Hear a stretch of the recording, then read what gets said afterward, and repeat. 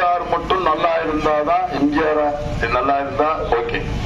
அதே மாதிரி புரட்சி தலைவி அம்மா நல்லா இருந்தா ஓகே, கேப்டன் நல்லா இருந்தா ஓகே. அவங்க யாரும் இல்லை மக்களே. பாருங்க, யாரும் இல்லாமல் அனாதையாக வந்து வாக்கு சேகரிக்கும் சிவனேசனையே நான் உங்களிடத்திலே மன்றாடி தயவு செய்து ஏதாவது அப்படி இப்படி மக்களை நான் யதார்த்தமானவன் என்பதை நான் சொல்றேன் மக்களே.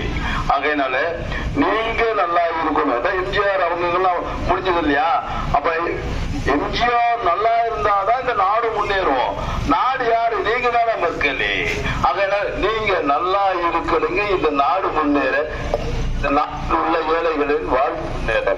ஆகையினாலே தேசிய முற்போக்கு திராவிட கழகத்தின் சார்பாக நிறுத்தப்பட்ட நான் இதை வந்திருக்காங்க மாவட்டத்தில் எம்எல்ஏ அவர்கள். அவங்க ஜெயிக்க வைக்க போறாங்க. என்ன எனக்கு என்ன கஷ்டம் கவலை?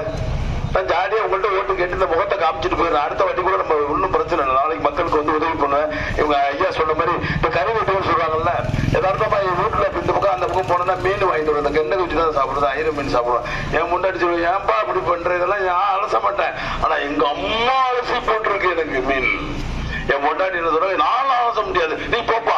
அடப்பா சரிக்கு நாரை தேய்ச்சி கழுவி உப்பு போட்டு உரசி புளியை கரைத்து அது கரைச்சு அடுப்பு பத்த வச்சு சமைச்சு கொடுத்து அவங்களுக்கு சாப்பாடு போட்டு சாப்பிடணும் நிலைமையா இருக்குமா? வெளியில சிங்க மாதிரி இருக்கேன், நான் வீட்டுல தங்க மாதிரி இருக்கேன். அதே மாதிரி நீங்க வாக்களிச்சீங்கன்னாக்கா உங்களுக்கு தங்க மாதிரி இருப்பேன். எவன் ஒருவன் குடும்பத்தில் தோற்கிறானோ அவன் தான் எம்பி ஆவான். அது மாதிரி நான் குடும்பத்துல போட்டு பாடாப்படுத்துறாங்க, நீங்களும் போட்டு என்ன பாடாப்படுத்தாம என்ன பாடாப்படுத்துவீங்க? ஏதாவது அந்த மாதிரி சொல்றாங்க. போட்டு தொலைஞ்சிடாம மக்களே ஒரு சின்னத்தில் வாக்களியுங்கள். ஒரு சந்தர்ப்பத்தை பாருங்கள் மக்களே. விஜயகாந்த் அன்பு தம்பி கேட்கிறேன், அண்ணியாரோட அன்பு தம்பி கேட்கிறேன், ஒரு சந்தர்ப்பத்தை கேட்டு விடுகிறேன். நன்றி வணக்கம். உங்களுடைய சின்னம் ஒரு சின்னம்.